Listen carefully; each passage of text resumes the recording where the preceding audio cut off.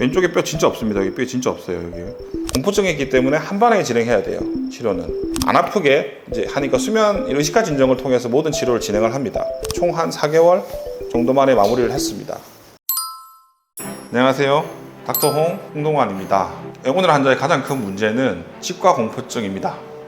그러니까 치과가 무서워서 치료를 받지 못했고, 치료를 받지 못해서 지금의 모든 문제가 이루어졌습니다. 그리고 문제가 있는 걸 본인이 알고도 치료를 하지 못하죠. 그래서 환자의 지금 치료의 기준은 안 아프게 해달라, 안 아픈 임플란트, 안 아픈 치과 치료, 이게 환자의 기준입니다. 그리고 제가 이제 봤을 때 이제 환자에게 치료의 기준을 설명드려야 되죠. 환자의 이제 입안을 보게 되면, 자, 사진을 또 보고 설명드릴게요. 첫 번째로 제가 항상 하는 게 이제 환자 그 입안에 그 뼈 사진을 그리거든요. 이렇게 그리는 걸 보면은 이렇게 이제 위가 뼈죠. 보면 상악동이라고 해서 이제 심을 수 있는 공간을 확인하죠. 왼쪽에 뼈 진짜 없습니다. 여기 뼈 진짜 없어요. 여기. 그리고 콧구멍을 그리는 이유는 재밌으라고 그리는 건 아니고, 여기 코까지 거리도 중요합니다. 예, 그리고 여기 위에 뼈가 이렇게 있는데, 이렇게 울퉁불퉁한 뼈들은 나중에 쓸모가 없어요. 나중에 그 뼈 다 놓습니다. 그래서 거기는 다 깎아버려야 되거든요. 그래서 뼈를 확인하는 게 너무 중요하고, 밑에 하치조신경, 이게 굉장히 중요하고, 이렇게 지금 위에 보면 살릴 수 있는 치아가 거의 없습니다. 충치가 다 심합니다. 충치가 다 심하고, 여기는 앞으로 기울었고, 이거는 예전에 치우려고 깎아놓은 것 같은데 상태 안 좋고, 뿌리만 남았고, 여기도 뿌리만 남았고, 여기도 뿌리만 남았고, 여기 뿌리 끝에 염증 생겼고, 뿌리 끝에 염증 생겼고, 뿌리. 이거는 거의 사랑니 같은 느낌이고요. 살릴 수 있는 치아가 앞니 정도는 살릴 수 있습니다. 지금 상태에서 오면 살릴 수 있는 치아가 많이 없어요. 앞니 정도밖에 없어요. 이제 여기서 이제 고민을 해야 됩니다. 앞니를 살릴 것이냐, 아니면 전체적으로 다 뺄 것이냐.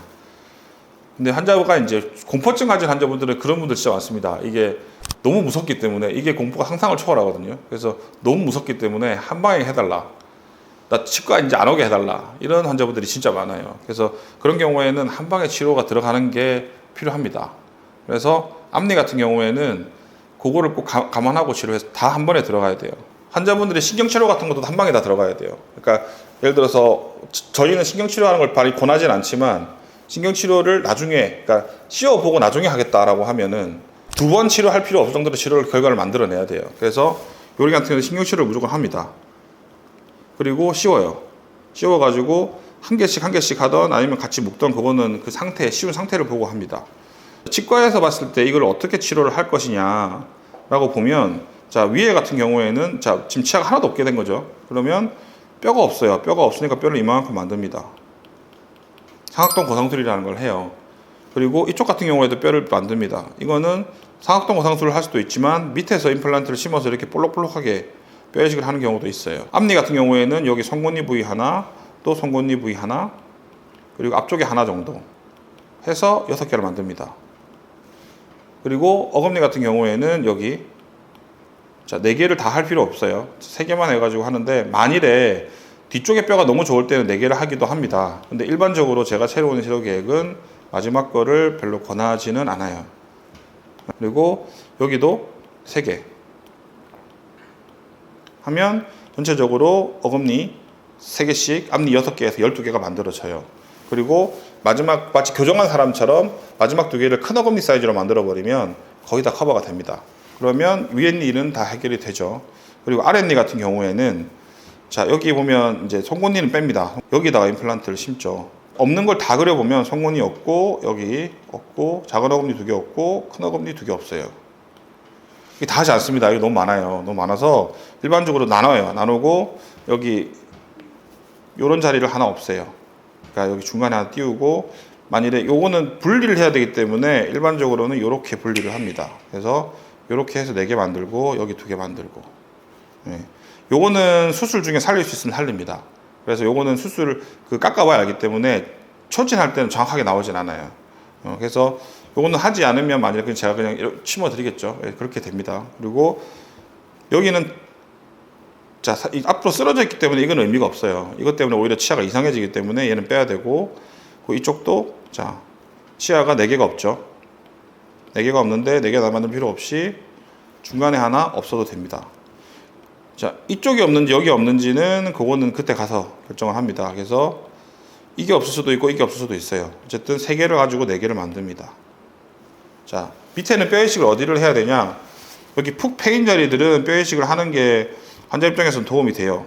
반대로 뼈 이식을 안 하고 올라온 부분을 깎아도 됩니다. 그래서 아래 같은 경우에는 뼈 이식 비용을 따로 설명을 드리진 않았어요. 약간 이런 식으로 치료 계획을 세웠고, 자, 여기서 환자가 중요한 게 또 하나가 있어요. 환자분은 잘 인지를 못했지만 진단을 해보니까 얼굴이 이 수직 공격이 무너졌습니다. 젊은 나이임에도 불구하고 얼굴이 이렇게 돼버렸어요. 그래서 제가 이제 요 처음 상태에서 왁스 같은 걸로 올려가지고 얼굴을 보여드렸죠. 그래서 이 얼굴이 혹시 젊었을 때 좀 더 치아가 있을 때 얼굴이 아니었냐라고 하면 환자분 대부분 맞다 이제 이런 식으로 얘기가 나와요. 그러면 이제 그걸 또 하나의 목표를 잡는 겁니다. 자, 안 아프게 이제 하니까 수면 의식화 진정을 통해서 모든 치료를 진행을 합니다. 그리고 공포증이 있기 때문에 한 번에 진행해야 돼요. 치료는 두세 번 나눠가지고 나중에 이건 나중에 합시다 이게 안 돼요. 수직 공격이 무너졌기 때문에 요거 회복까지 고려해 둬야 됩니다. 요 3가지를 기준으로 치료를 진행을 했습니다. 치료를 진행했을 때 결과를 보면 딱 겉보기에 보기에 되게 깔끔하게 됐습니다. 자, 위에 같은 경우에는 어떻게 됐냐? 자, 위에 같은 경우에는 아까 설명했던 대로 뼈가 이렇게 생겼죠. 이만큼 뼈가 생겼고 여기도 뼈가 이만큼 생겼습니다. 그리고 저 앞에 이렇게 한 개 더 심었죠. 왜냐하면 뼈가 너무 넓은데 이 사이가 넓은데 하나가 없으면 나중에 치아를 꼈을 때 약간 불안한 느낌이 들 때 있는데 그때는 그냥 하나 심습니다. 그래서 이거는 그냥 제가 해드립니다. 그리고 이렇게 3개 심어가지고 어금니 큰 사이즈 만들어가지고 다 커버 했고, 자, 아래 같은 경우에는 있는 치아를 최대한 살렸습니다. 최대한 살리고 이쪽에는 좀 사이즈를 키워가지고 아까보다 개수를 줄여가지고 임플란트로 한 방에 연결했어요. 그리고 여기는 줄이 깎아가지고 평탄화 작업을 했어요.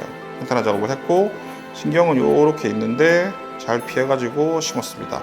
그리고 이쪽 같은 경우에도 이렇게 피해가지고 심었고 여기는 3개로 묶어가지고 치아를 다 마무리했어요. 마지막 치아까지.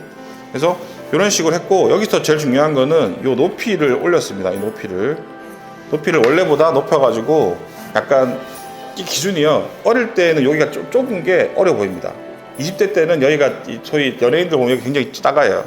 근데 나이가 들면 이게 좁아지면 이제 더 나이가 들어 보여요. 네, 그래서 30, 40대 얼굴이 여기가 제일 깁니다. 그래서 제가 어르신분들에게 대부분 이제 여기를 길게 해가지고 보여드리면 이게 내 옛날 얼굴이다라고 얘기합니다. 네, 그래서 이분도 그거를 갖다가 중점적으로 치료 계획을 진행을 했고 총 한 4개월 정도 만에 마무리를 했습니다. 네, 내원 횟수는 외국에 계신 분이어가지고 이걸 내원을 많이 할 수가 없었어요. 그래서 한 6번 정도의 마무리를 했습니다. 그리고 모든 치료는 힘든 과정은 이분은 스케일링도 못하는 분이어가지고 모든 과정이 다 수면으로 들어갔어요.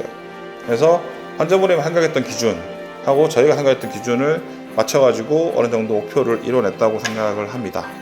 자, 정리를 하면 환자분이 요구했던 기준이 뭐였죠? 처음에 자, 안 아프게 해달라.